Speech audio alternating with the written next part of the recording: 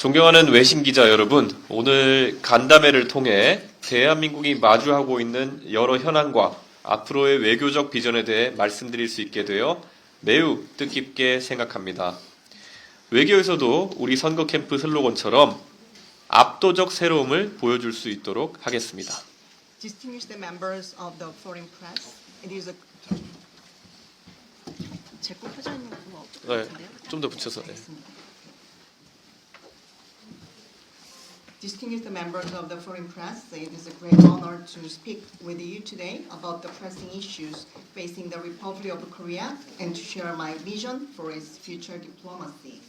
In the realm of foreign affairs as well, I intend to embody the slogan of our campaign, Overwhelming Unions.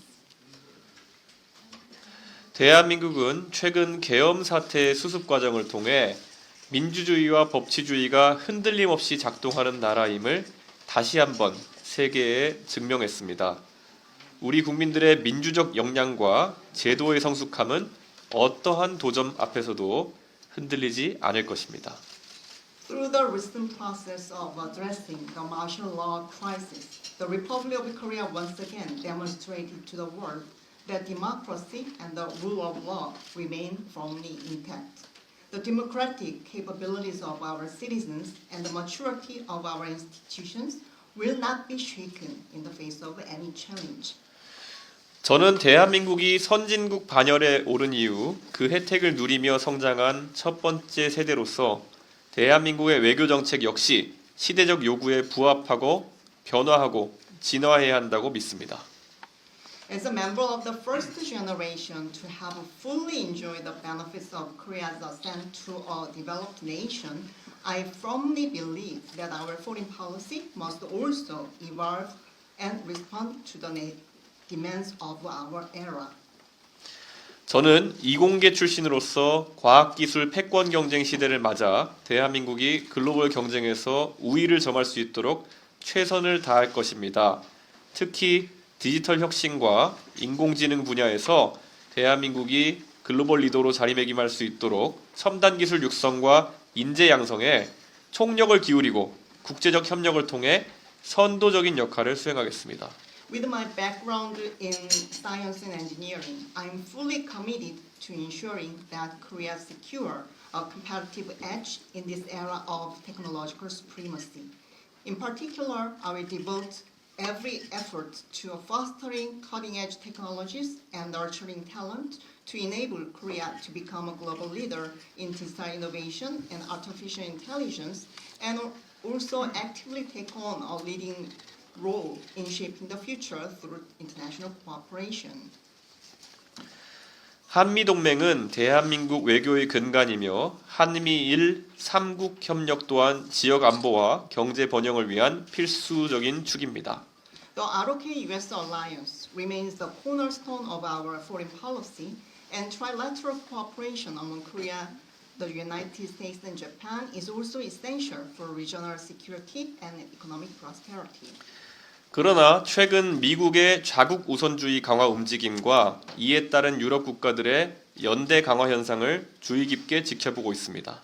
At the same time, however, I'm closely monitoring the recent trend of intensified America First policies and the corresponding efforts by European nations to strengthen their alliances. 동아시아 지역에서도 보다 긴밀한 국가 간의 협력과 전략적 소통이 필수적이라고 생각합니다. In that sense, I believe that closer cooperation and strategic communication are becoming increasingly crucial in East Asia as well. 저는 미국이 고율 관세와 같은 보호주의적 정책을 통해 자유무역과 글로벌 공급망을 저해하는 것에 대해 깊은 우려를 표명하며 이러한 긴장이 장기적으로 지속 가능하지 않다고 확신합니다. I'd like to express deep concern over protectionist policies such as the imposition of high tariffs by the United States, which undermine free trade and also disrupt global supply chains. I'm convinced that such tensions are not sustainable over the long term. 이준석 정부는 자유무역과 국제적 분업 체계를 수호하기 위해 언제나 외교적 노력을 기울일 것이며 이를 위해 협력 가능한 모든 국가들과의 열린 대화를 추구하겠습니다. The Junseok administration will work tirelessly to safeguard free trade and the international division of labor, pursuing open dialogue with all nations willing to cooperate. 또한 대한민국은 이제 경제적 성장에 머무르지 않고 기후변화 대응, 환경보호, 인권 증진과 같은 국제사회의 공통가치 수호에 더욱 적극적으로 참여할 것입니다. Furthermore, the Republic of Korea will move beyond its focus on economic growth to take a more active role in advancing shared global values such as responding to climate change, protecting the environment, and promoting human rights. 이는 국제사회에서 대한민국의 책임 있는 역할과 위상을 더욱 강화할 것입니다. All these efforts will further strengthen Korea's responsible role and standing in the international community. 전임 윤석열 정부가 한일 관계에 새로운 전기를 마련한 점은 의미가 있으나 물컵에 물 반잔을 채웠다라는 정치적 수사에 머무를 것이 아니라 실질적인 협력의 깊이를 더욱 확대해야 합니다. The previous administration under President Yoon Suk-yeol deserves credit for opening a new chapter in Korea-Japan relations. However, we must go beyond rhetorical expressions like half a glass of water and substantially deepen our cooperation. 지도자의 세대 교체는 한일 관계에 있어서도 신뢰와 협력의 새로운 시대를 여는 기회가 될 것입니다. A generational change in leadership presents an opportunity to usher in a new era of trust and collaboration between Korea and Japan.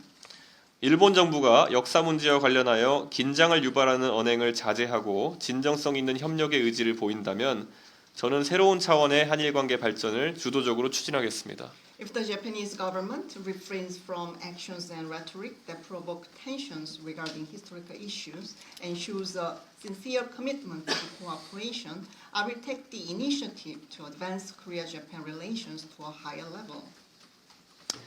대표적인 협력 분야로 우주 항공 기술을 제안하고자 합니다. 한국과 일본은 지리적으로 매우 근접해 있어 우주 항공 기술의 공동 개발과 인프라 공유를 통해 시너지 효과를 극대화할 수 있습니다.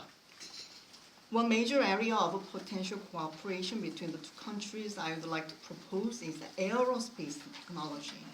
Given our geographical proximity, Korea and Japan can maximize synergies through joint development and shared infrastructure in the field of aerospace. 중복 투자를 방지하고 효율적인 협력을 통해 양국 및 동아시아 전체의 경쟁력을 획기적으로 높일 수 있다고 확신합니다. By avoiding redundant investments and promoting efficient cooperation, we can significantly enhance not only the competitiveness of both countries but also of the broader East Asian region. 나아가 방위 산업의 선진화를 통해 대한민국의 효율적이고 정밀한 무기 체계가 세계 평화와 안정을 촉진하는 데 기여할 수 있도록 적극적인 방산 수출 및 국제 공동 개발 프로젝트를 확대할 것입니다. Moreover, we will promote the advancement of Korea's defense industry, actively extending exports and international joint development projects so that our efficient and sophisticated weapon systems can contribute to global peace and stability. 대북 정책에 있어서 저는 상호주의 원칙을 분명히 하면서도 실용적이고 유연한 접근법을 견지하여 지속 가능한 평화와 안정을 실현하는 데 주력할 것입니다. On North Korea policy, I will firmly adhere to the principle of reciprocity while maintaining a practical and flexible approach with the goal of achieving sustainable peace and stability. 대통령 임기 개시와 동시에 김정은 국무위원장과의 조건 없는 정상회담을 제안하여 대화의 문을 과감히 열겠습니다. Upon taking office, I will propose an unconditional summit with Chairman Kim Jong-un to boldly open the door to dialogue. 저는 좌우의 경계를 뛰어넘어 미래로 나아가는 외교를 실천할 것입니다. 자유는 보수의 독점물이 아니고 평화는 진보의 전유물이 아닙니다. I will practice the forward-looking diplomacy that transcends traditional the ideological device. Freedom is not the monopoly of conservatives, nor is peace the exclusive domain of progressives. 모든 국민과 세계가 공감할 수 있는 균형 잡힌 외교적 비전을 펼쳐나가겠습니다. 감사합니다. I will pursue a balanced diplomatic vision that resonates with all citizens and the international community alike. Thank you very much. 네, 이준석 후보님 외교 현안부터 과학기술 그리고 대북 정책까지 다양한 비전을 공유해 주셨고요. 이제 손을 들고 소속을 밝힌 후 질문 받도록 하겠습니다. Thank you for sharing your insights on various issues from foreign affairs, science, technology to North Korea policy. Now we'll take questions. Please raise your hand and introduce yourself.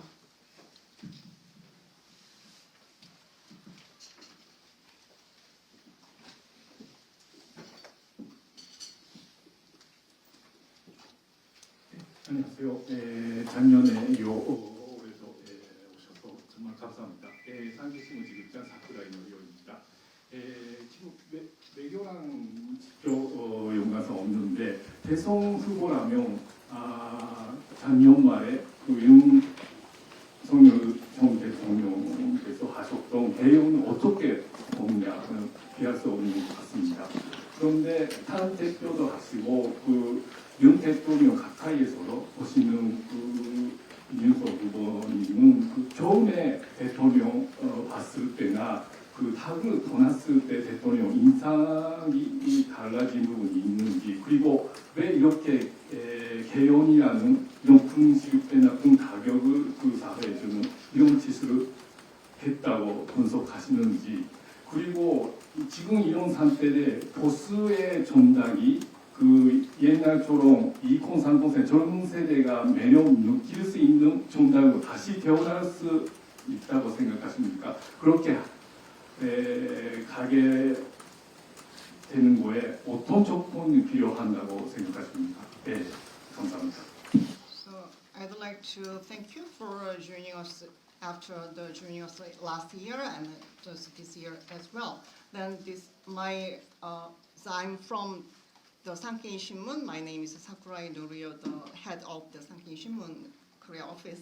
And then my question is not related to the diplomacy, but you are running for the presidential election candidate. So I cannot avoid asking this question regarding the martial law declaration.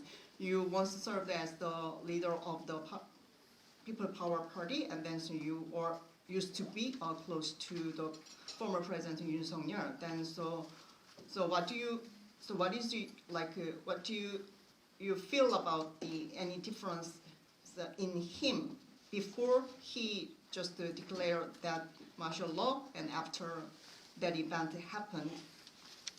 And then what do you think motivated him to do that kind of big event?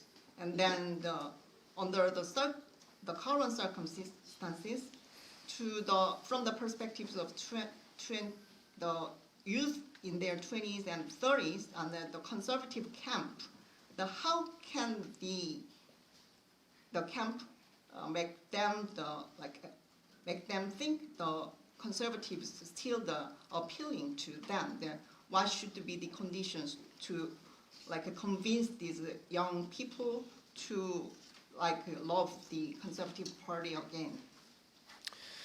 예, 좋은 질문 감사하고요. 사실 계엄이라는 사태를 저도 살면서 처음 겪어봤습니다. 예, 그리고 대한민국의 젊은 세대 어느 누구나 처음 겪어봤을 겁니다. 그래서 제가 2달 전에 일본을 방문해서 이시바 총리님을 예방하고 제가 계엄에 대해서 설명드릴 때도 사실 일본의 많은 정치인들이 이 상황에 대해 가지고 왜 발생했는지, 그리고 이것밖에 길이 없었는지에 대해서 많이 물어보셨습니다. 근데 저는 우리 민주주의가 87년도에 현재 헌법으로 구축된 이후에 발견된 구조상의 결함이었다, 이렇게 생각합니다. So thank you for asking me a good question. That personally, for me, that was the first experience to go through this martial law situation, and for all the Korean young generations, that this might have been the first experience. Then 2 months ago, I had a chance to visit the Prime Minister Ishiba, and then I had to explain to him that what made this situation happen, and then many the high-ranking the Japanese government officials asked me that should have been the only way to address the current deadlock issues politically. But my thinking is that since 1987, Korean constitutions was established. Since then, there might have been the very structural flaws. The issue stemmed from that one. 실제로 이번 계엄을 통해 가지고 다음번 만약에 개헌이 이루어진다고 한다면 다른 국가에 있는 것처럼 오히려 선거를 통해서 이런 교착 상태를 해결할 수 있는 의회 해산권이라든지 하는 다른 방법의 도입이 국회 내에서 공론되고 있습니다. So after this martial law scandal ended, we believe the parliamentary members, we believe that if the constitutional amendment is realized, then to address the political deadlock through the next election, then so we are discussing about any right to dissolve the National Assembly. 실제로 윤석열 대통령과 제가 함께 일했던 경험은 솔직히 매우 이상한 경험이었습니다. But personally, I have to say that my relationship with Yoon Suk-yeol and my experience of working with him is bizarre. 제가 정치적으로 잘 사용하지 않는 이런 이상하다는 표현을 쓰는 이유는 지금까지 있었던 어떤 정치적인 경험이나 정치적인 인물과 빗대어 설명하는 것이 불가능하기 때문입니다. The reason that I pick up the word bizarre, I've rarely used in the political scene. The reason is that because I have gone through the very unique experience with him. 저는 그 이상한 경험이 윤석열 대통령의 정치에 대한 경험이 없었던 것과 그리고 항상 정치인들을 자신의 아래에 있는 범죄자로 보는 검사적 관점에 따라서 그렇다고 생각합니다. So I just suspect that his bizarre actions and attitude has come from two factors. One is the lack of his political experience, and the other one is his a very unique view from his experience as a prosecutor. So he always believed that every other politicians are under his leadership, under his position. 그리고 윤석열 대통령이 보여준 모습 속에서 저는 지금 나와 있는 대선 주자 중에서도 비슷한 모습을 발견할 수 있는 사람이 한 명 있습니다. But from my impression about the former President Yoon Suk-yeol, among the current potential contenders for the presidency, I'm reminded of one person who's very resembling him. 보수 정당이 젊은 세대의 지지를 과거처럼 빠르게 회복하기는 어려울 것으로 보입니다. 왜냐하면은 윤석열 대통령의 그런 이상한 선택은 대한민국의 사회 전반과 경제 전반에 너무 큰 충격을 안겨줬기 때문입니다. So I don't think the conservative camp would recover the trust and the expectation that they have enjoyed for a long time from the younger generation in Korea.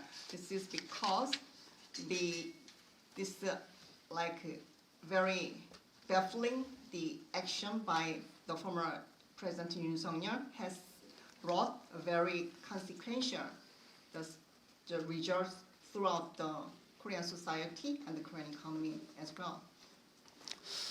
그렇다고 해서 한국의 젊은 유권자들이 이번 대통령 선거에서 마냥 보수 세력을 외면하지는 않을 것입니다.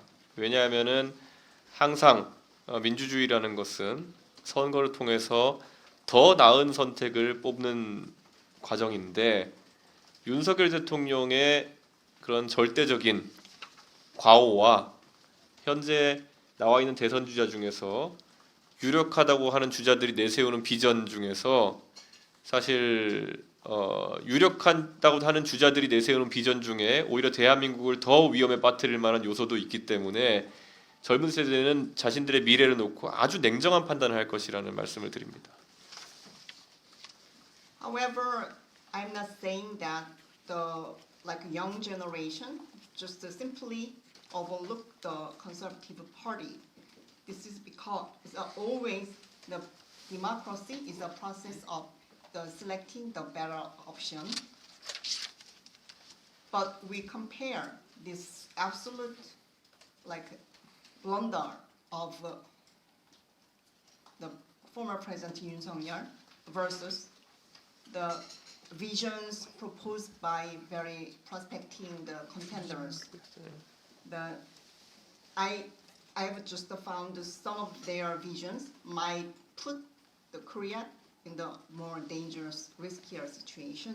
It means that from the perspective of the younger generation, that they have to make a very cold decision making this time. 예, 다음 질문. 네, 또 다음 질문 있습니다. 가운데 먼저 하고 그 다음에 대답하겠습니다.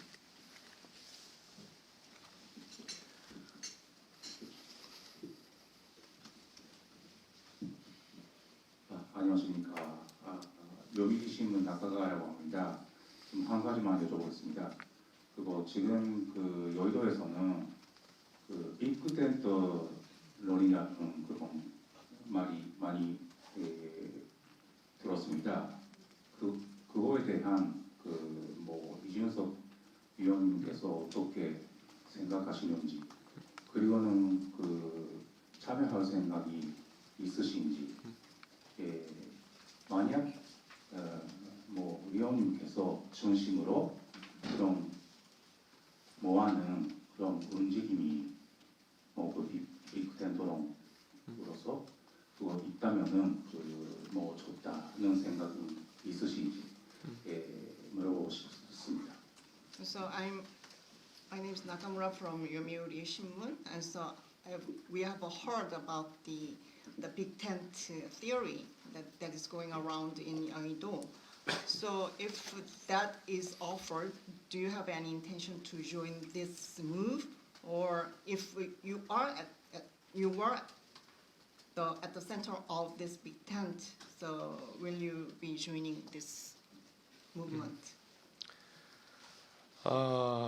이번 대통령 선거의 의미는 저는 보수와 진보의 대결이라고 보지 않습니다. I don't think the significance of this presidential election is a big match between the conservatives and versus the progressives. 제 생각에 이번에 대한민국 국민은 과거와 미래 중에 선택해야 되는 그런 상황을 맞이했다 이렇게 봅니다. I believe with this election, the Korean citizens have faced the reality. They have to choose between the past and the future. 지난 대통령 선거에서 윤석열과 이재명이라는 두 분이 붙었는데 사실 그 대선 때부터 그 두 분이 보여준 것은 서로 감옥 보내기 위한 경쟁이었을 뿐입니다. So since the last presidential election, the highest contenders Yoon Suk-yeol and Lee Jae-myung, so up to now they have only shown us the efforts to put each other in jail.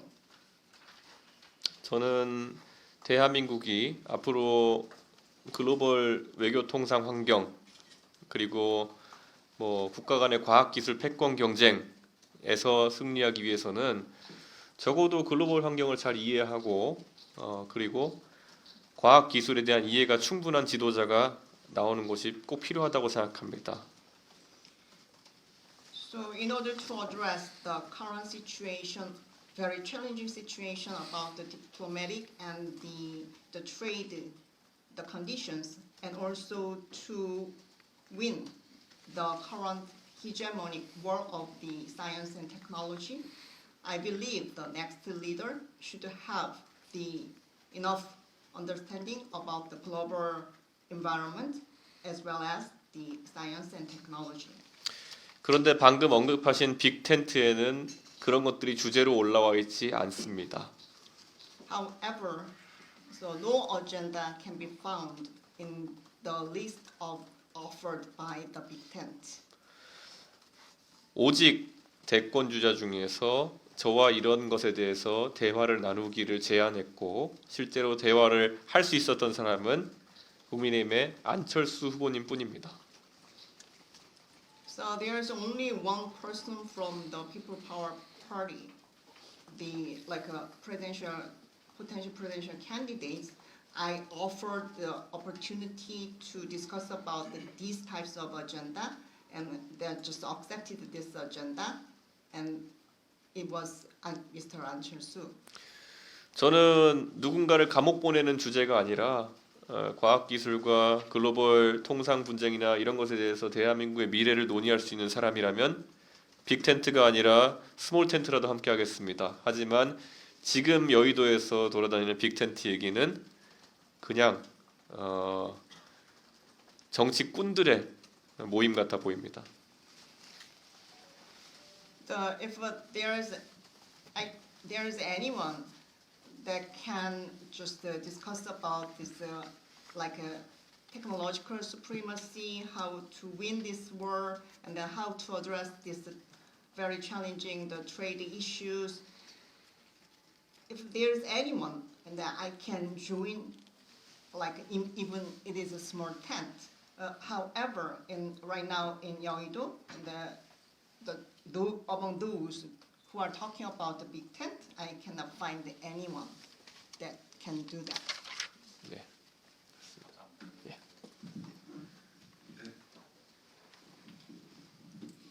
네, 안녕하세요. AFP 통신의 강진규 기자라고 합니다. 지난 2월달에 이제 대선 출마를 발표하시면서 40대 기술론을 들고 나오셨잖아요.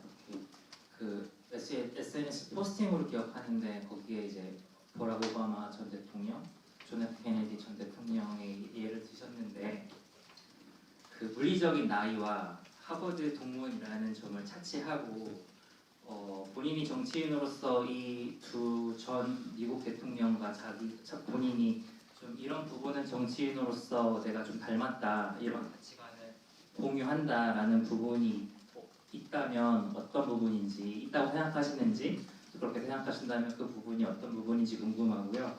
그리고 또 더불어서 내가 아직은 이런 자질을 연마하고 있지만 앞으로 이런 부분들은 두 명의 대통령으로부터 정치인으로서 배우고 싶다라는 부분도 있는지 궁금합니다.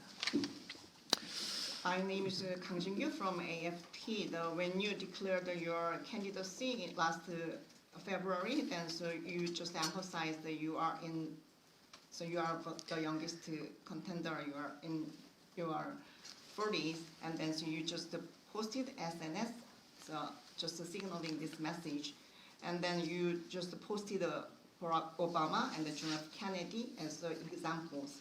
And then, so except for the age, and then your alumni of Harvard University, have you found anything very similar with these two figures?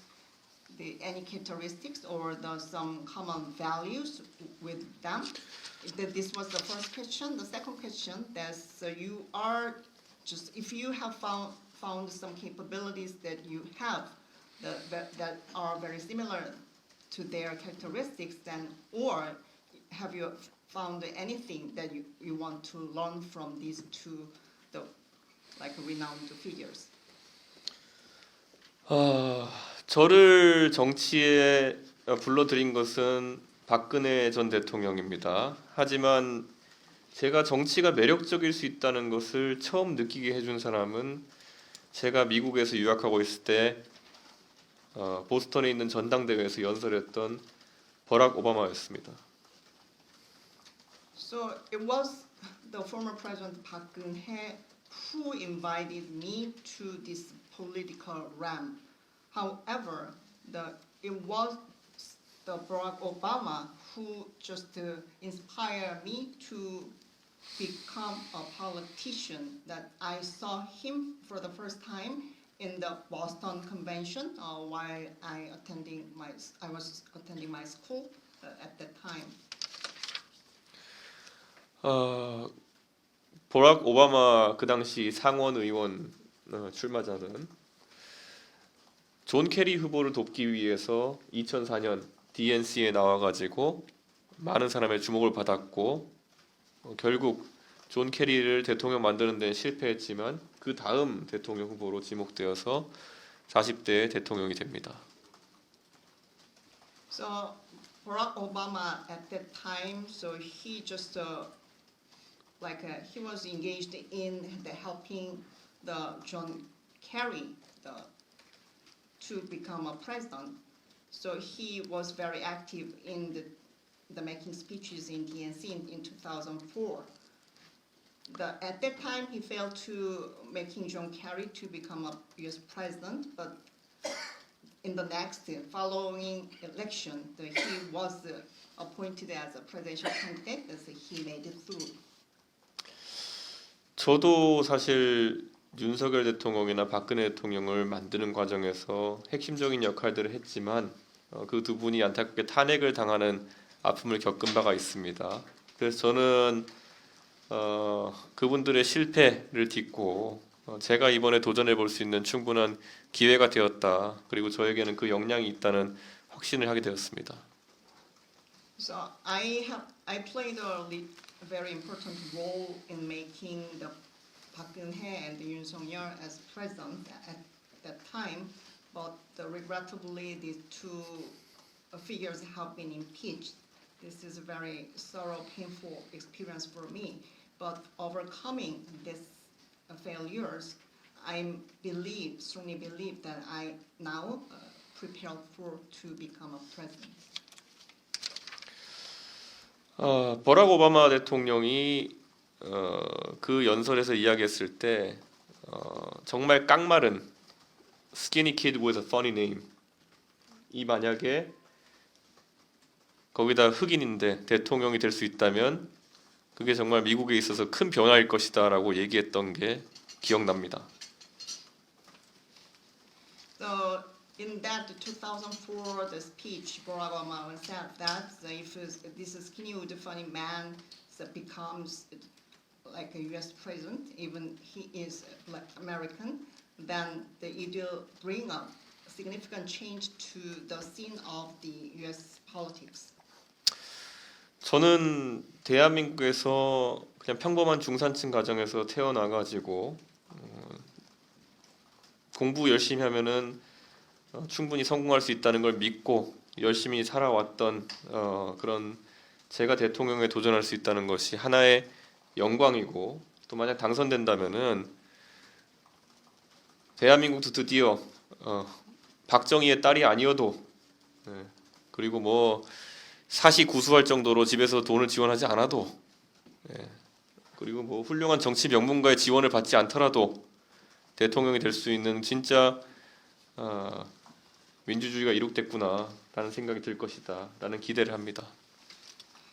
So I'm just came from the middle class family. Just I've always just believed that if I study hard, that I will make a success.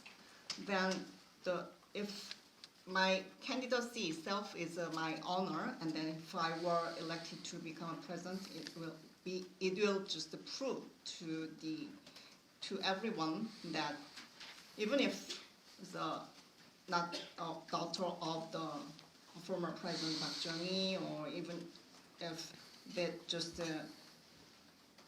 without the consistent support, financial support from the family to try the 9 times of the national legal test, or any without the support from the prominent family members, anyone can become a president. It will be a testament that the real democracy is realized in Korea.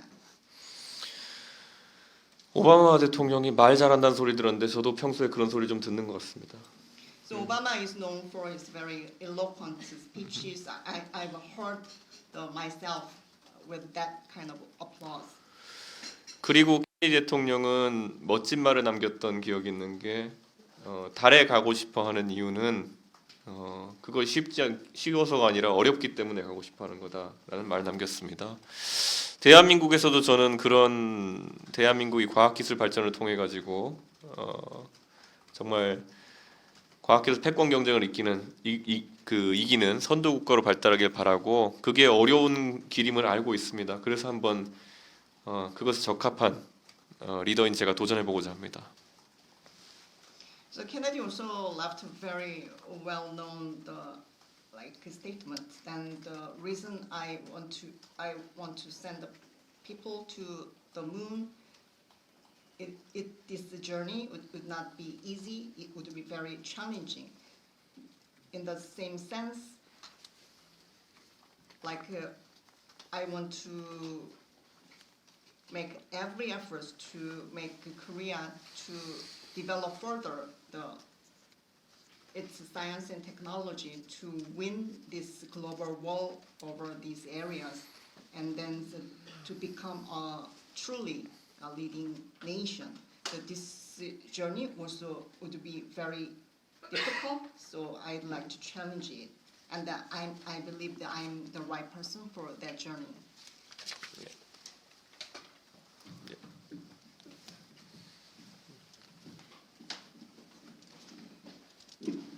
안녕하세요. 대남고려방송 PTS의 양채혁 기자입니다. 작년까지 총선에 같이 뛰어든 허은하 전 대표가 지난주에 당협 위원장을 비롯한 당원 30명과 함께 탈당했습니다. 개혁신당의 내용과 갈등이 혹시 의원님께 개선 결정에 좀 불리한 요소가 될지, 어떻게 당내의 갈등을 어떻게 수습을 할지, 또 여론조사는 지금 민주당 이재명 후보가 독주하고 있는 상태에서 이준석 캠프가 지지율을 극대화할 수 있는 전략이 무엇인지 같이 여쭤보려고 합니다. 감사합니다. So I'm Yang Jae-hyung from the PTC. So your party leader, the Houna, left the party with the 30 staff, and then this might have the negative impact on the candidacy and your efforts. So how will you just address the current situation?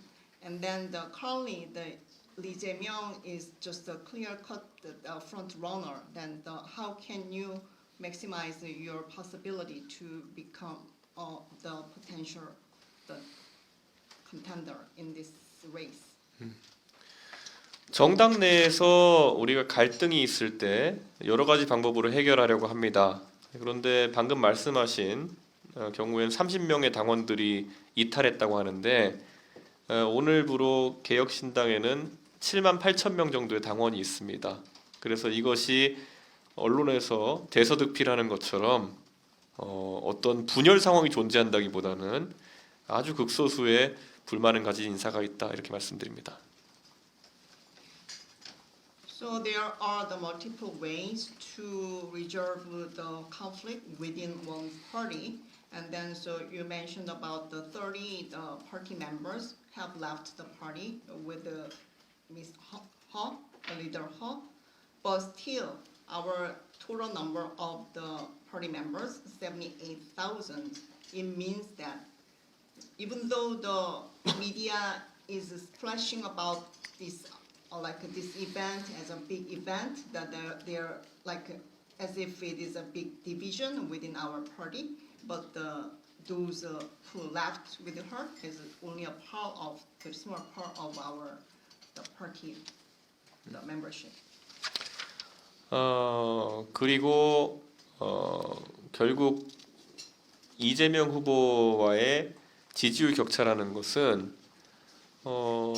충분히 극복이 가능한 상황이다 이렇게 보고, 그 이유는 결국 대한민국 국민들이 아까 말했던 것처럼 이번 선거에서 상당한 위기감을 느끼고 있기 때문입니다. 외신 기자분들께서 아시는지 모르겠지만 이재명 대표가 얼마 전까지 본인의 복지 비용을 댈 수 있는 방법 중에 하나로 엔비디아와 같은 테크 자이언트를 만들어 가지고 30% 지분을 국가가 가져가지고 배당으로 그 비용을 충당하겠다는 황당한 이야기를 한 적이 있습니다. 도대체 어디서부터 지적해야 될지 모를 정도로 황당한 이야기인데, 이런 것들을 보면서 굉장히 당황스러운 느낌이었을 겁니다. 그리고 그 잘못을 또 시인하지 않고 결국은 아마 양 기자님께서 굉장히 익숙하실 과거에 TSMC도 그런 적이 있다는 식으로 내용을 호도하는 사람들도 일부 민주당에 있었습니다. 근데 정확히 완전 사례가 다르고, 이런 상황에서 국민들에게 잘못된 방향을 제시하는 지도자는 TV 토론 등을 통해서 검증되고 그리고 또 지지율이 내려갈 수밖에 없다라는 말씀을 드립니다. So I believe that the current support gap with the Lee Jae-myung can be narrowed down. The reason I'm just telling you that is the Korean people now have the sense of the crisis. The foreign media might be aware of that. The fact that I will tell you, the couple of days ago, the Lee Jae-myung announced that to cover the welfare programs, then the country will, his administration, will build a company like NVIDIA and will own the 30% of equity of that company. Then with the dividends from this ownership, he will cover all the welfare programs in the future. This is very groundless than nonsensical idea, but he has never admitted that this idea is groundless and nonsensical. Even some members of the Democratic Party that this case is very similar to the TSMC, but in fact the TSMC and the NVIDIA, the TSMC situation is very different from the idea envisioned by the Lee Jae-myung.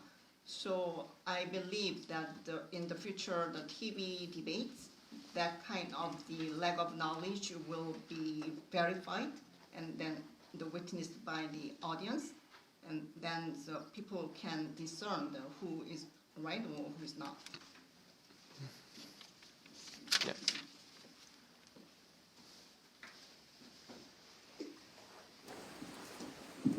Thank you for your time, Russian News Agency TASS. My first question will be connected to Russia.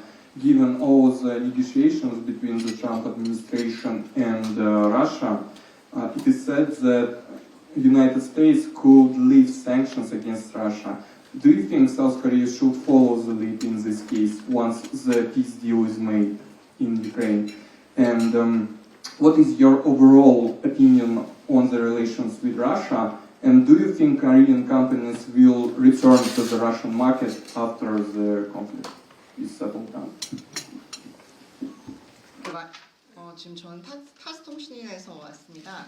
그래서 저는 지금 러시아와 지금 트럼프 간의 관계에 대해서 좀 여쭙고 싶은데요. 만약에 평화 협정이 체결이 된다고 하면은 현재의 제재, 그러니까 트럼프 대통령이 현재 러시아에 대해서 하고 있는 그 제재를 거둘 것이라고 얘기를 했는데, 그거에 대해서 그러니까 전반적으로 지금 돌아가는 미국과 러시아의 상황에 대해서 어떤 견해를 갖고 계신지가 궁금하고, 만약에 이 평화 협정이 그러니까 체결이 될 경우에 지금 그 러시아에서 우크라이나전 이후에 영업을 못 하고 있는 한국 기업들이 다시 러시아로 돌아갈 수 있다고 생각하시는지, 예상하시는지 알려주십니다.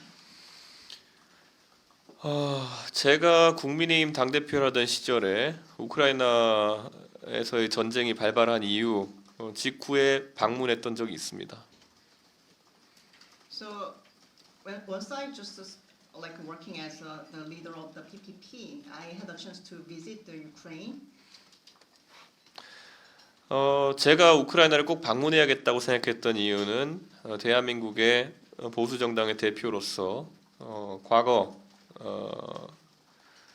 공격을 받은 위치에 있었던 대한민국에 대해 가지고 우크라이나가 그 당시에 공격을 받았던 위치에 있던 상황이라 파악했기 때문에 동질감을 좀 느꼈기 때문이었습니다. Just what motivated me to visiting the Ukraine at the time.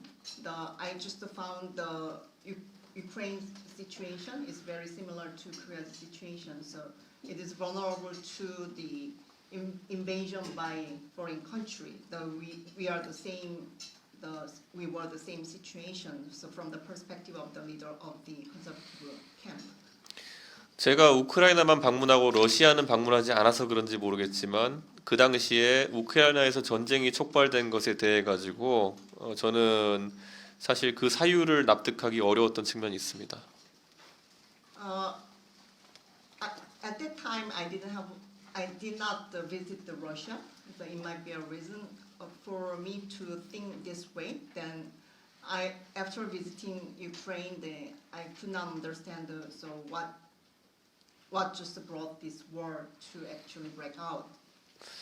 저는 우크라이나와 러시아의 어떤 시민도 더 이상 전쟁의 고통 속에 살아가서는 안 된다는 생각을 하고 있습니다.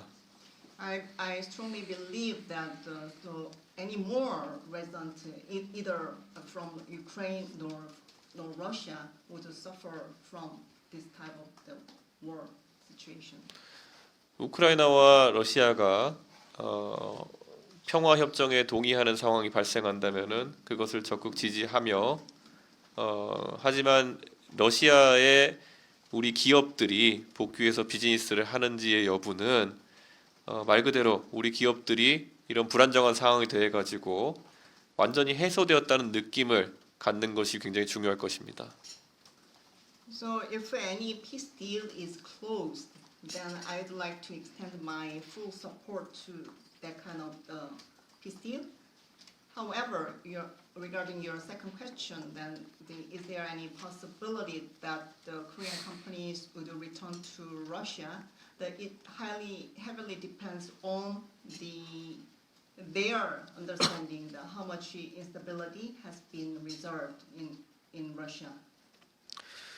지금까지 대한민국은 러시아에서 많은 사업을 진행해 왔고 그리고 그런 기회들을 아직도 중요하게 생각하고 있습니다. So many Korean businesses have done business in Russia, and then so still they believe that the Russia is a very valuable place to do business with. 저 개인적으로도 그런 러시아와의 여러 가지 기회를 보기 위해서 2018년도에 제가 모스크바에서 블라디보스토크까지 시베리아 횡단 열차 타본 적도 있습니다. So to personally watch what is happening in Russia in 2018, I just rode the continental crossing the train that's linking from Moscow to Vladivostok. 앞으로도 저는 전쟁만 마무리된다면은 러시아와의 협력은 충분히 가능하다라는 생각하고 다만 전쟁에 대한 종전 협상이나 이런 것이 장기화될 우려가 있는 것도 사실입니다. 한국 전쟁에서도 실질적인 휴전 협상이 몇 년에 걸쳐서 이루어졌던 적이 있습니다. So if the current Ukraine and Russia war is closed, then I personally will have the intention to actively pursue the good relationship with Russia. However, I also see the possibility that this negotiation over the end of the war will take more time. So, as seen in the Korean War, it took us a couple of years to finally close the deal. 하지만 제가 처음에 말했던 것처럼 이 상황에서 공격을 한 쪽이 러시아라는 인식이 저에게는 아직까지 있기 때문에 이 부분에 대해서는 러시아가 평화 협정을 맺는 과정 중에서 최대한 그것을 반영해서 영토의 경계선이나 이런 것에 있어서 조금은 더 이해하는 차원에서 협상을 했으면 좋겠다 그런 생각입니다. However, still I believe the party that invaded the Ukraine is Russia. So from that perspective, that I hope that Russia would be more generous in defining the defining territorial boundary with the Ukraine.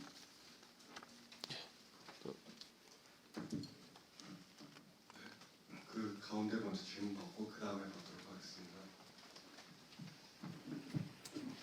시투데이 김시영 기자입니다.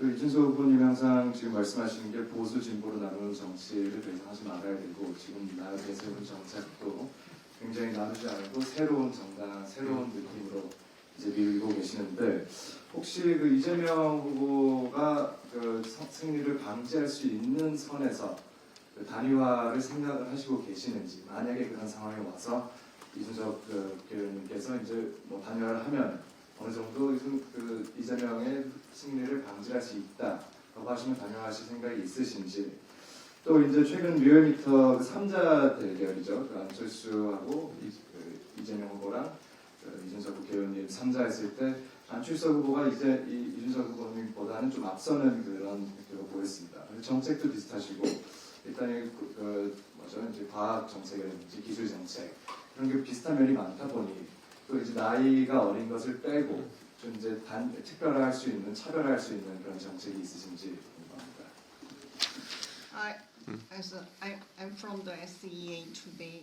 My name is Kim Si-young. So yes, I fully understand that. So you want to be free from the current the framework between the conservative versus the progressive, and then so you want to create a very new type of the political party, and then so you pursue realize the newness in every sense of the areas, and then if you are convinced that if you align with the conservative members to really counter the Lee Jae-myung, then do you have any intention to join the group? That was the first question, and the second one is that according to the polls conducted by the Real-Meter, they just surveyed the support rate among Ancheolsu, Lee Jae-myung, Lee Jun-seok.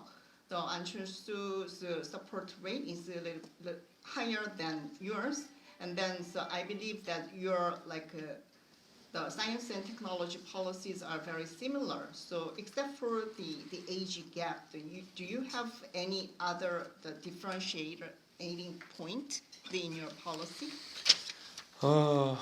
저는 제가 안철수 의원과의 관계 속에서 안철수 의원도 정치적으로 국민의당을 만들 때 상당한 역량을 보여주시긴 했습니다만 저는 또 젊은 세대에 소구하는 역량이 있다고 생각합니다. 그래서 이런 것은 경쟁하는 관계가 아니라 공통의 과제인 과학기술 강국 대한민국을 만드는 데 있어서 안철수 의원과 제가 상호 보완적으로 결합할 수 있는 그런 요소이다. 이런 생각을 하고 있습니다. 그리고 제가 아까 앞선 질문에서 빅 텐트가 아니라 스몰 텐트라도 뜻이 맞는 사람과는 하겠다라는 말씀드렸습니다. 근데 뜻이 맞는 사람과는 뜻이 안 맞는 사람과는 아무리 좋은 황금 텐트라 그래도 하지 않겠다. 그런 이야기를 드리겠습니다. 지금 시점에서 이재명을 막기 위해서 무엇을 한다라는 이야기는 여의도 정치꾼들의 이야기이지 대한민국 국민들이 감동을 느낄 만한 이야기는 아닙니다. So as for my relationship with An Cheol-soo, then I admit that he made a very important role to the creation of the People Power Party, and that he has shown his own capabilities at the time.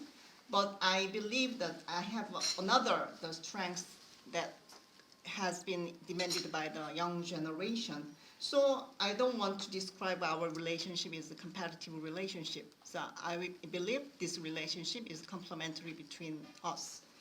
And then also to your like a big tent question once again, I already explained my position. Even I find that anyone that shares the same values with me, then I'm willing to join their even small tent. But if they share any value with me, even though like a golden tent, I will not join it. So now any attempt on or any effort to like counter the Lee Jae-myung, all these stories are just like a storytelling by the political pundits, so not inspiring at all to the citizens. 네, 가운데 질문 받겠습니다. 네, 안녕하세요. 윤유경입니다. 예. 정치꾼처럼 안 하려고 하신다고 그래서 그런지 얼마 전에 개봉한 준스톤 이어원이라는 영화가 있었죠. 여기 네. 대부분 모르실지도 모르겠는데 네. 그 별로 이렇게 그 유행을 안 한 것 같아요. 그 홍보용으로 만든 게 아니라는 걸 제가 보고 알았거든요. 그 중에 당대표가 끝났다 보니까 추출된 다음에 순천에서 학생들 공부하는 거 돕는 것도 하고 그런 장면 되게 좀 신선하게 다가오긴 했습니다. 근데 많은 분들이 모르시는 것 같아요. 그런 것들을. 그래서 지금 여쭙고 싶은 거는 아직은 이제 본선에 들어가지 않아서 그럴지 모르겠는데 이렇게 점점 그 지지율이 올라가고 있는 건 있지만은 뭔가 이렇게 확실한 그 이준석 대통령 후보를 지지하고자 하는 그런 흐름이라든가 이런 바람 같은 게 좀 안 보인다고 생각이 됩니다. 지금 이럴 수도 있습니다. 그래서 왜 중도층, 특히 젊은 층이 아직도 정치에 관심이 있는지 그들을 또한 잡기 위한 것이 되게 중요하다고 생각이 되는데 이 후보만의 어떠한 계획이 있는지 마지막으로 이런 윤석열 대통령의 경우에는 이 어퍼컷이 굉장히 중요했다고 생각합니다. 그런 뭔가 이렇게 상징적인 것들을 준비하고 계실 것 같은데 혹시 이 자리에서 그런 부분이 있다면 미리 좀 보여주셔도 좋을 것 같습니다. So I'm Oh Soo-yoon from Yomiuri Shimbun, and recently I've watched your movie about Junstone Year 1, but I don't think it is very popular. But it is not designed to promote your candidacy.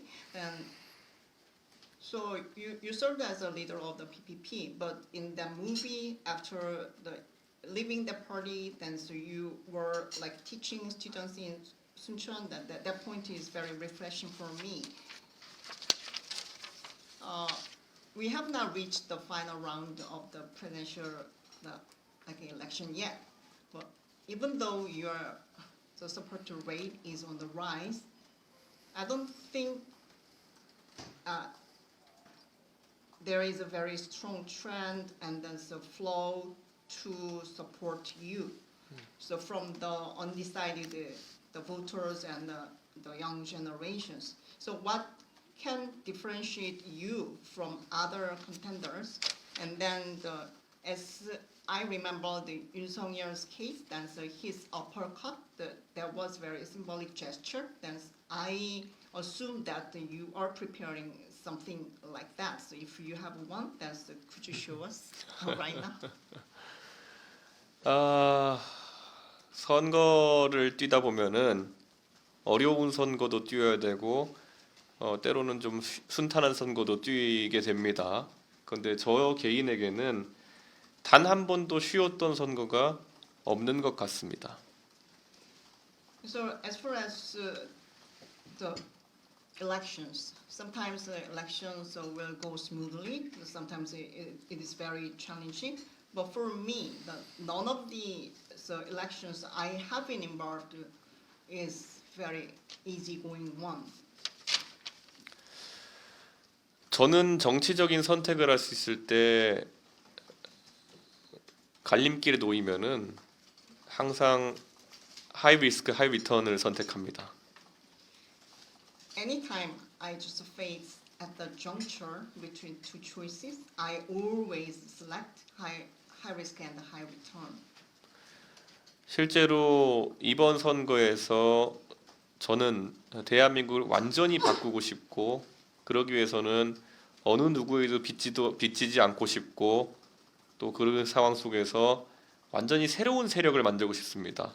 그래서 제가 잘 알고 익숙하고 또 저에게 손짓을 하고 있는 보수 진영에 눈길을 주지 않는 겁니다.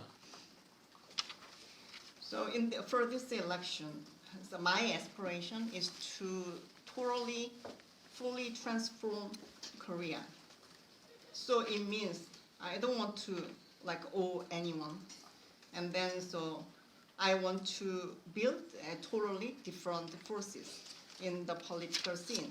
So that's why I have never paid any attention to any offer from the very familiar figures, figures. 저를 정치에 초대한 것은 박근혜 대통령이고 정치가 멋있다는 것을 알려준 건 오바마 대통령이라면은 제가 이런 것을 해낼 수 있다고 용기를 주는 사람은 현재 프랑스 대통령 이마누엘 마크롱입니다. So as I told you, it was former President Park Geun-hye who brought me to the political field, and there was Barack Obama who inspired me to realize that the politics is a really wonderful thing, and that it is the another person who actually gave me the courage to run for this election is the Emmanuel Macron from France. 그가 원래 사회당에서 장관까지 지낸 사람이었음에도 새로운 세력을 만드는 것이 길이라고 생각했고 프랑스 국민이 거기에 대해서 화답했던 것처럼 저는 지금 슬로건을 좌도 우도 아니고 앞으로라는 슬로건을 쓰고 있습니다. 대한민국 국민들이 좌도 우도 아니고 앞으로 가는 것이 중요하다는 이 슬로건에 동의할 때 저는 프랑스에서 해냈던 일을 대한민국 국민들이 못할 거라고 생각하지 않습니다. So even, although Mr. Macron served as the minister of the from the social party, then he also believed that he had to form a very new political party. Then, so the French citizens just like accepted this new movement and this campaign. And my party's slogan is neither left nor right, just move forward. If the Korean citizens could be convinced my intention, then so we will realize the real change. 제가 36살 때 국민의힘의 당대표가 됐을 때 어떤 사람이 저한테 일본의 정치 방송에서 제 얘기를 다루는 것을 캡처해서 보내준 적이 있습니다. So when I was 36 years old and then became a leader of the PPP, then one of my colleagues sent me like a video capture of the broadcasting system describing me in Japan. 실제로 36살이 당수가 될 수 있다는 것이 일본에서도 충격이었나 봅니다. So I believe that the fact that the 36-year-old young person becoming the leader of the biggest party, it was very shocking to the Japanese people.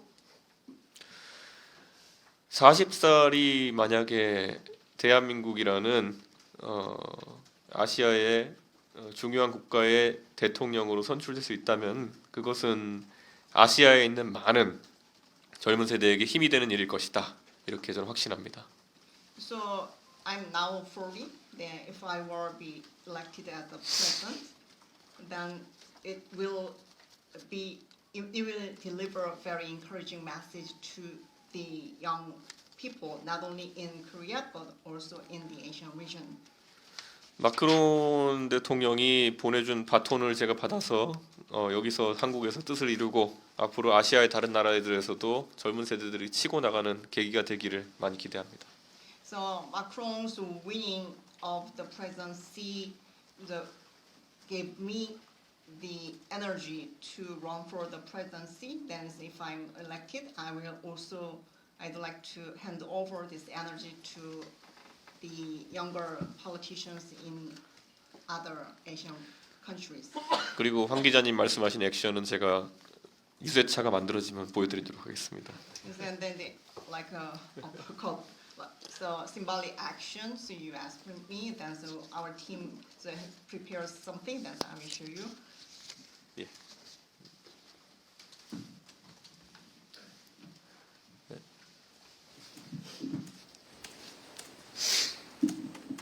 예, 안녕하세요. 저는 카타르 알자지라 방송에서 일하고 있는 김우선 PD라고 합니다. 그 외교 정책 관련해서 여쭤보려고 하는데요. 그 모두 말씀에서 한미일 동맹과 그리고 한미일 삼국 협력이 중요하다라고 말씀하셨는데요. 그런데 최근에 보는 것 같이 미국의 그 보호주의 정책으로 인해서 이 한미 관계가 조금 흔들리는 것 같습니다.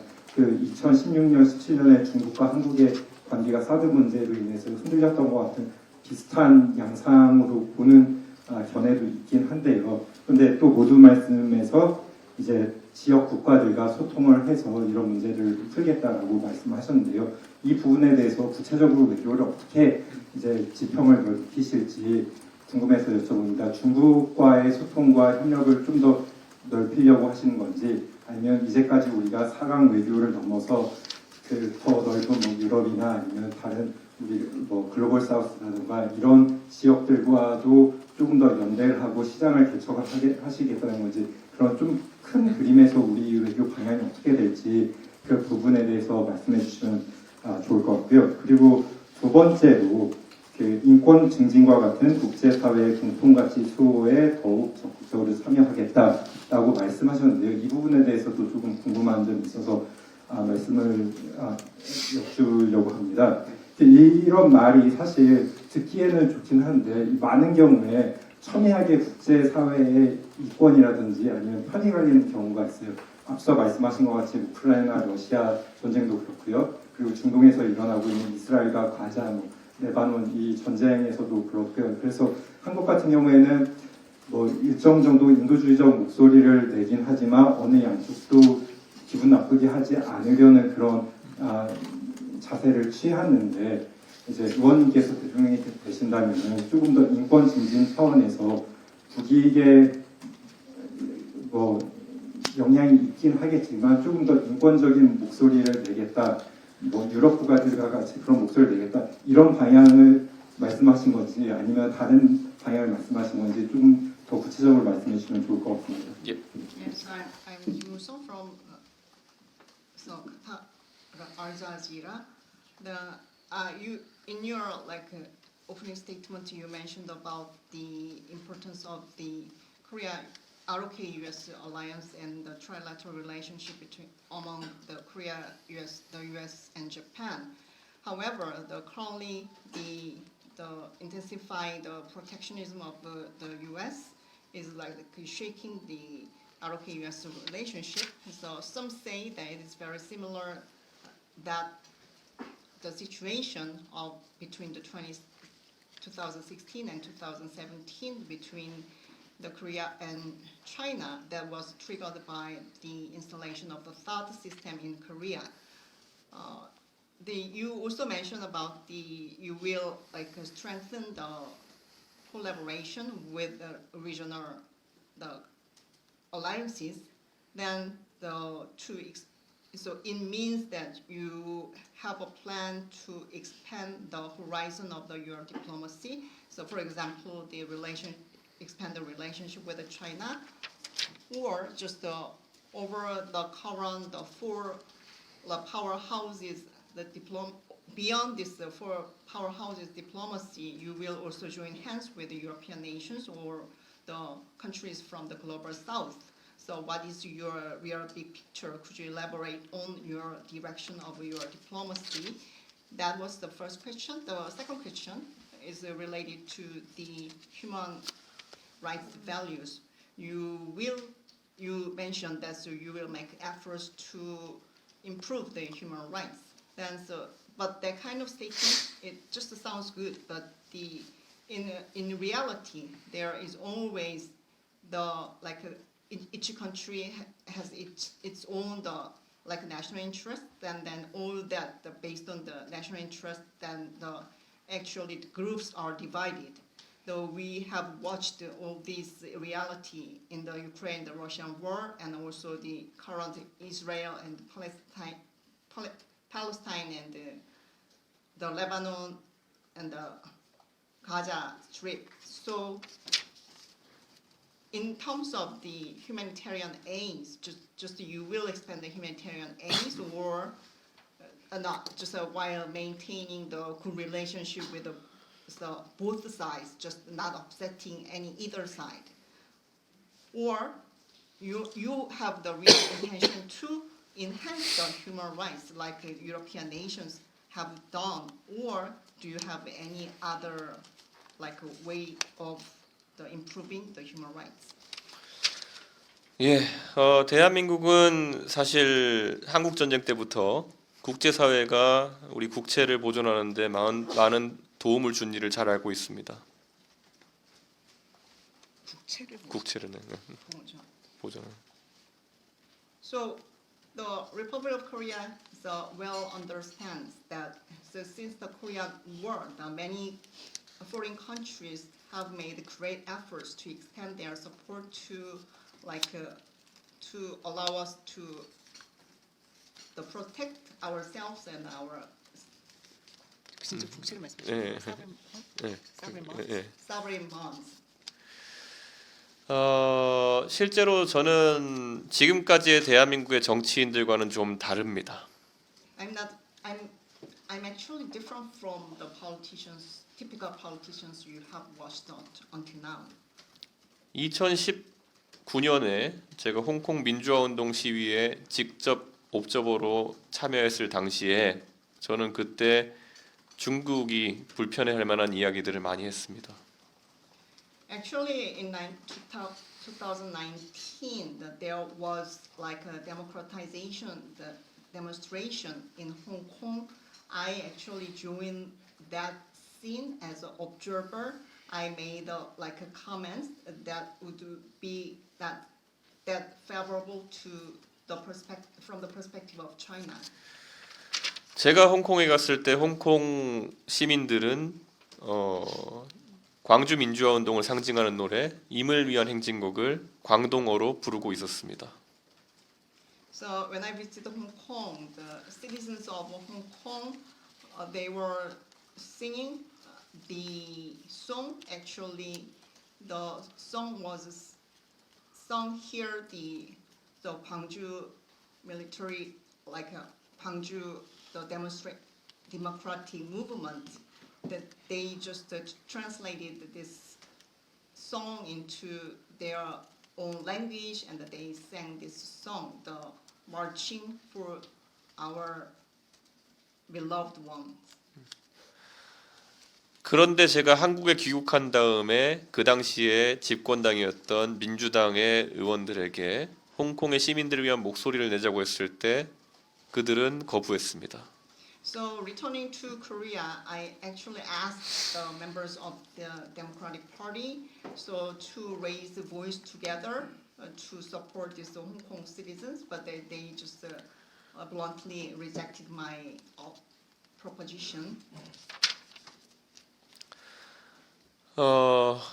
그런 상황에 놓인 한국을 도왔던 다른 나라들이 고맙다면 우리는 비슷한 상황에 놓인 사람들을 위해서 말할 수 있어야 된다 생각합니다. If we were really appreciating the foreign support,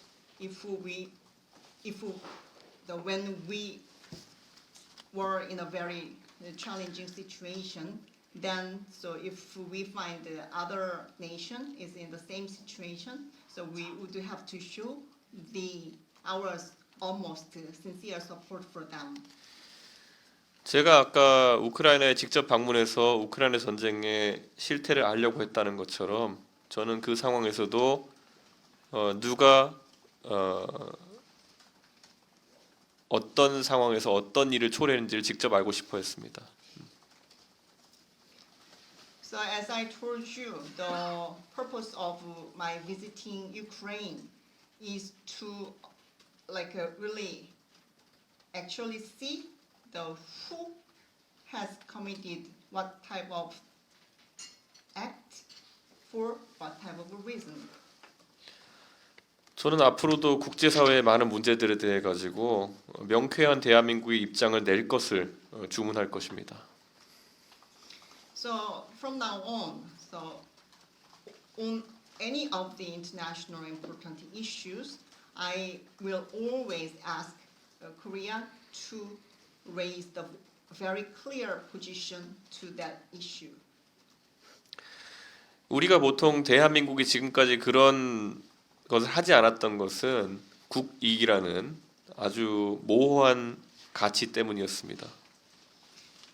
So the reason that the ROK has never done this type of the act is for the sake of the national interest, which is still very vague concept. 저는 우리의 진정한 국익이라는 것은 오히려 가치에 맞는 외교를 지속해 나갈 때 더 큰 것을 얻을 수 있다는 생각을 합니다. I believe that so if we really pursue to realize and gain the national interest, it will only be realized when we pursue the real values we highly respect. 광주 민주화 운동을 굉장히 중요한 정치적 아젠다로 활용하면서 정작 홍콩 민주화 운동에 대해서는 중국에 대해서 불편하지 않게 하기 위해서 한마디도 하지 못하는 그런 한국 민주당식의 정치로는 어떤 국제사회에서의 지지도 얻을 수 없을 겁니다. Even though so the Democratic Party has always used the value of the Gwangju democratization movement as a means of promoting their values, but to the Hong Kong the democratization demonstration, they have not shown any support in order not to make the China be upset with our act. This type of the Democratic Party's attitude will never win the real support from the international community. 예. Just mindful of the time, we can maybe take one or two more questions. 지금 시간 관계상 저희가 질문 1개에서 2개 정도 더 받을 예정이어서 질문 있으신 기자분 손 들고 주시기 바랍니다.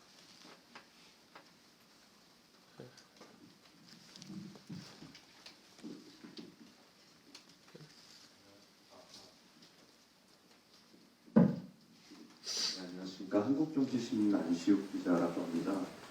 지난 22대 총선 화성을에서 동탄 모델로 이렇게 승리를 하셨는데요. 당시 1위를 달리던 민주당 후보랑 30%의 격차를 뒤집고 끝내 당선되셨습니다.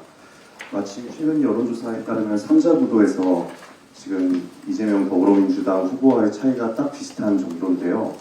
지난 총선 승리 과정에서 동탄 모델의 성공 이유가 뭔지, 혹시 이번 대선에서도 비슷한 전략이 먹힐지 어떻게 판단하시는지 여쭙고 싶습니다.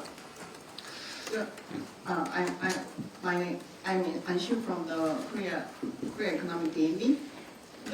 In the 20th general election, so you were elected. You won the Hwasong-gu.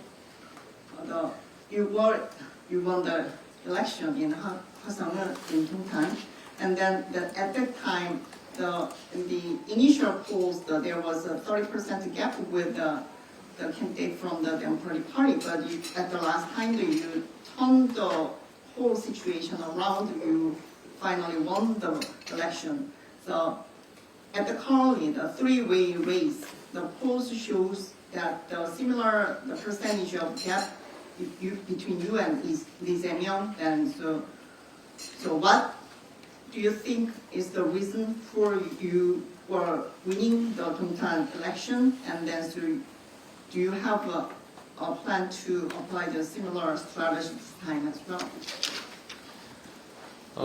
선거는 절대 오만하면 안 된다라는 것이 첫째 원칙입니다. 그래서 그 당시에 민주당의 이재명 대표는 본인의 측근에 해당하는 인사를 가장 민주당이 우세하다고 생각하는 화성을 지역에 내려보냈던 것이겠죠. So that Dongtan election demonstrated that in any election, nobody should be arrogant. That at that time, the Lee Jae-myung, the leader of the Democratic Party, picked up one of his very close aides as a candidate for Hwasong because he was very confident that the DP will win the election there. 처음 상대 후보를 봤을 때 그분은 굉장히 승리를 확신하고 있었고, 그래서 흔히 이야기하는 침대 축구를 했습니다. 그래서 실제 열심히 캠페인을 하지 않았습니다. So when I just saw my opponent from the DP, he was very confident of his winning. That he just is playing very easily with the match with me. So he did not work hard. 그런데 저는 여러 선거의 경험으로 인해 가지고 결국 유권자들은 다 보고 있다라는 것을 알고 있었습니다. But based on the previous elections I went through, that I just understood that the electorate is seeing the everything. That is my understanding. 그리고 정말 그 마지막까지 마음을 정하지 못한 20%의 undecided, 그러니까 결정하지 않았던 유권자가 마지막 4일이라는 시간 동안에 저에게 몰표를 던져줬습니다. And then there was the 20% of the undecided swing voters. So for the last 4 days, they gave the whole 20% to me. 지금 아마 기자님이 언급하신 조사에서도 약 20% 정도의 무응답층이 있을 겁니다. 그들이 지금 대한민국의 미래를 위해서 세심하게 지켜보고 있다는 생각을 하고 있습니다. So in the poll that you mentioned in your question, there was also the 20% swing voters. Then, so I believe that they are paying closely attention to what is going on among the different contenders. 이재명으로 바꾸면 정권 교체이고 우리는 과거에 머무르지만 이준석으로 가면 정권 교체이면서 동시에 시대 교체입니다. Lee Jae-myung is elected, that it represents the change in the leadership in the regime, but we will remain in the past. But if I were elected, that it represents both the change in the regime and also the generational change. 네, 또 질문 있으신 기자분이시면 손 들어주시기 바랍니다. If you have any question, please raise your hand.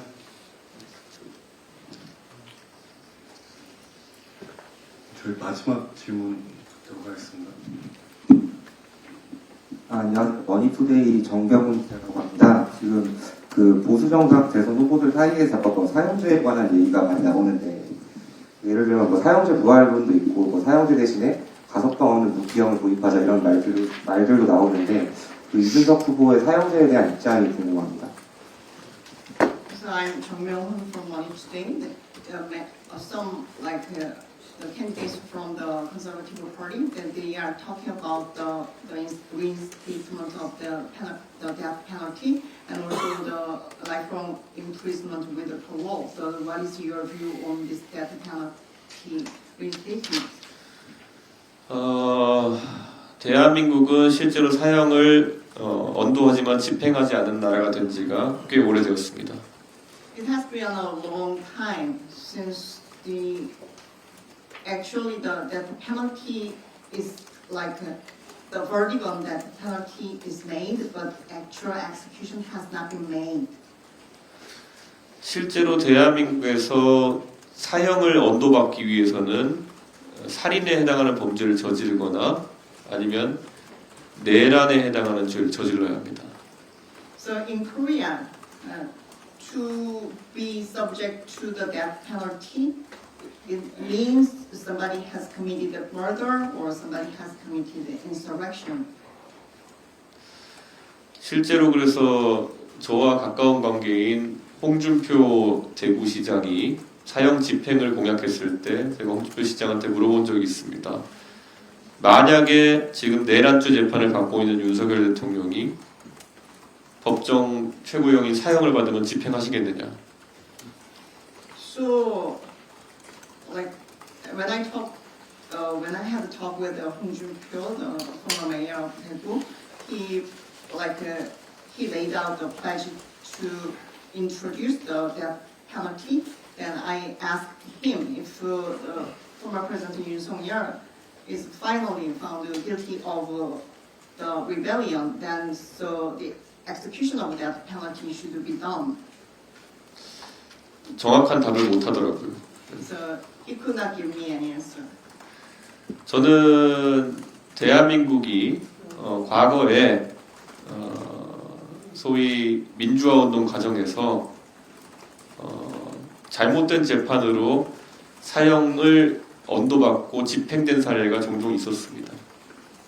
So as far as I understand it, in the arcade in the past, during the democratization movement, some of the people who were involved in this campaign, they were wrongfully accused of the death sentence, and the execution has happened.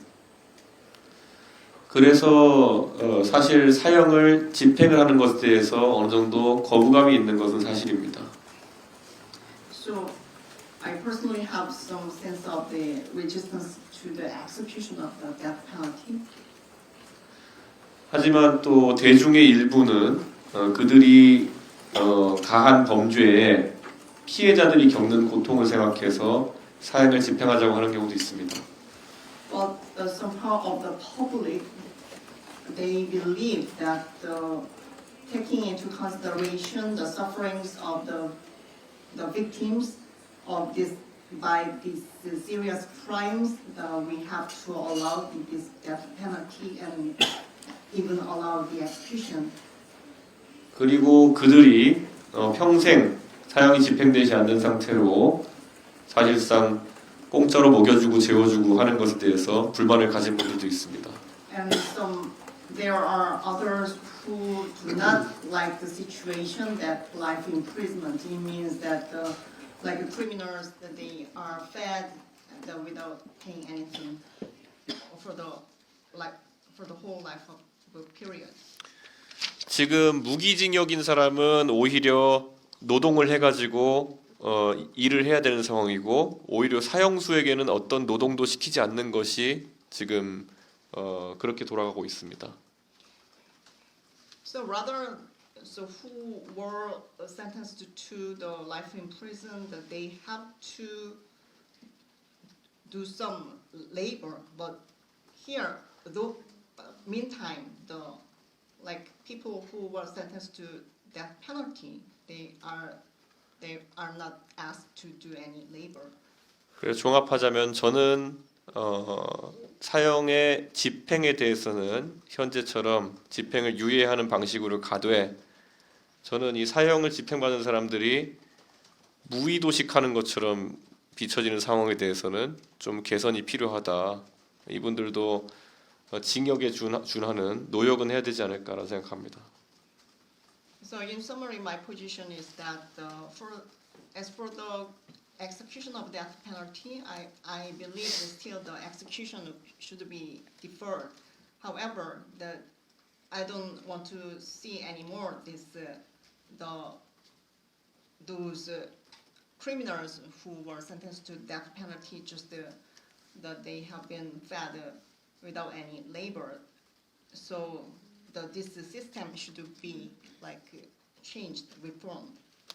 정말 더 솔직하게 말하면은 프랑스 영화 빠삐용처럼 어디 바다의 섬에 가둬놨으면 좋겠습니다. So to be more frankly speaking, that I'd like to put them on island jail, so which we can see in the movie Papillon. 예, 사형제에 대해서는 그 정도 생각입니다. 예. This is my opinion about the death penalty.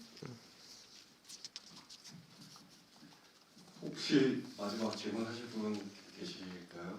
Is there anyone who would like to ask the final question? 네. Now we have to. 시간. 네, 괜찮아요. 마지막 질문 2개 받고. 네, HP 부서입니다. 아까 뜻이 맞는다는 어떤 텐트도 상관없다고 하셨습니다. 혹시 그 한덕수 총리라는 좀 뜻이 맞을 것 같은지 그 말씀 부탁드립니다.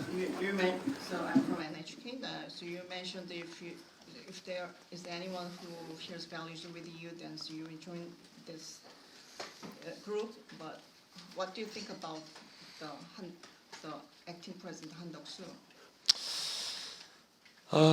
저는 솔직히 국민의힘에 있는 모든 사람과 단 한 사람 빼놓고는 잘 지냅니다. 예, 조금 윤석열 대통령과 비슷한 직업과 성격을 가진 것으로 파악되는 한 사람을 제외하고는 다 잘 지내는데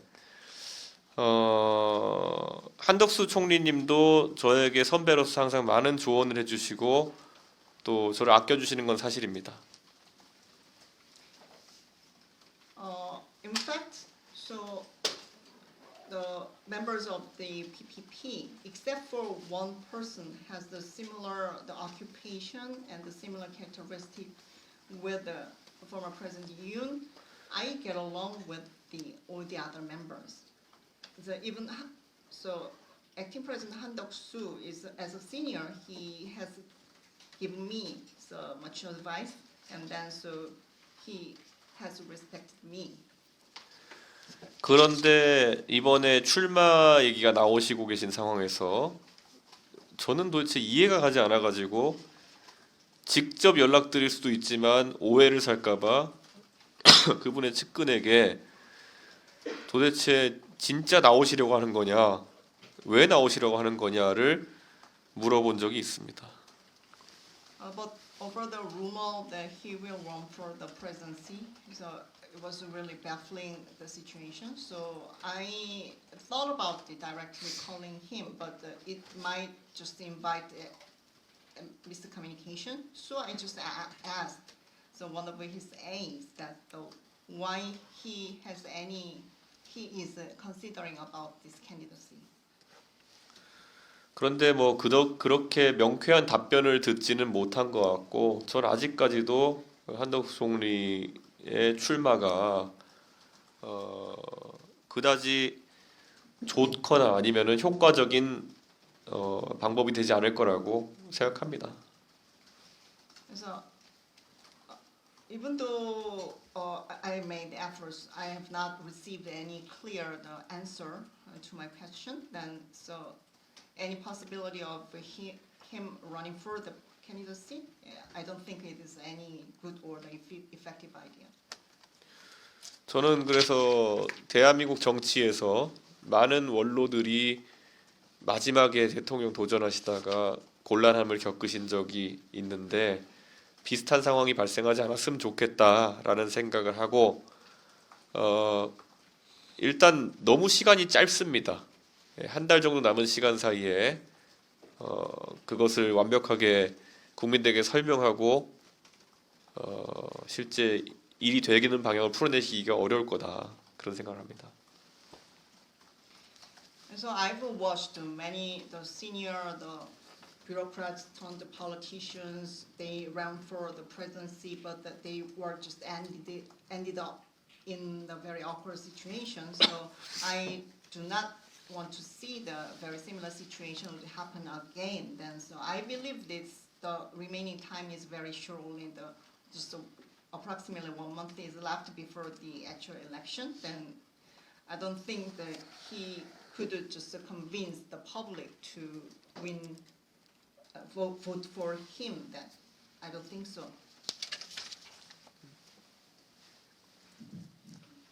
Is your hand still up?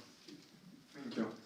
My question is going to be semi-serious, but I hope you don't find it inappropriate. Okay. There is a joke that the most dangerous job in Korea is presidency, and someone could assume that this position is cursed. And a friend of mine wonders why people still want to run for the president. And do you personally think that this curse is real? Thank you. 그래서 제가 뭐 농담처럼 이런 대한민국에서 가장 위험한 직업이 대통령이라고 들었는데 왜 여전히 많은 분들이 그렇게 대통령이 되고 싶은지 그거에 대해서 또 이준석 의원님께서는 어떤 의견을 가지고 계신지 여쭙겠습니다. So I sometimes think myself is cursed because Park Geun-hye and Yoon Suk-yeol, who I helped to become presidents, they both got impeached. So I think the curse is on me, but I'm pretty sure that those curses are there to be broken, you know. So definitely, I'm gonna be a different president than those two, and Korea needs a change in leadership now, and I think I'm of the right person and I'm fit for that position. So I mentioned too, I think Korea needs a leader who can excel in global commerce and trade issue, and at the same time do better in science and tech sector. So I think I'm the fit for it right now. I can't find any other candidate who fall into that category right now. So I am confident and trying to be not too arrogant, but I think I know my position and I'm ready for it. Yeah. 이제 지금 말씀하신 그런 저주, 그러니까 박근혜 전 대통령과 윤석열 전 대통령이 모두 탄핵되었기 때문에 그런 말이 생겼다고 생각을 하고 이 저주가 그러니까 그런 말이 생겼다고 생각을 하고요. 저는 제가 생각할 때 제가 세대 교체를 이루어야 된다는 것에 대해서 굉장히 확신을 가지고 있고 그럴 수 있는 사람이라고 생각을 합니다. 그러니까 글로벌 통상 이슈나 과학기술 관련된 이슈에 대해서 제대로 다룰 수 있는 적임자라고 생각을 하고 저 아닌 다른 분들은 이 분야에 대해서 적합하다는 사람은 제가 찾을 수가 없습니다. 이것은 자신감이지 그런 오만함을 보여주는 건 아니라고 생각합니다. Okay, so that's the wrap up for today's coffee briefing. We really appreciate the candid and insightful conversation Mr. Lee shared with us, and hopefully we'll be able to invite him again in the future. 오늘 긴 시간 최선을 다해서 솔직하게 답변해 주신 이준석 후보님께 다시 한번 감사드리고 또 미래의 SFCC에 다시 초청드릴 수 있기를 바랍니다. 마지막으로 서울 외신자 클럽에서 굉장히 약소한 선물 하나 준비해서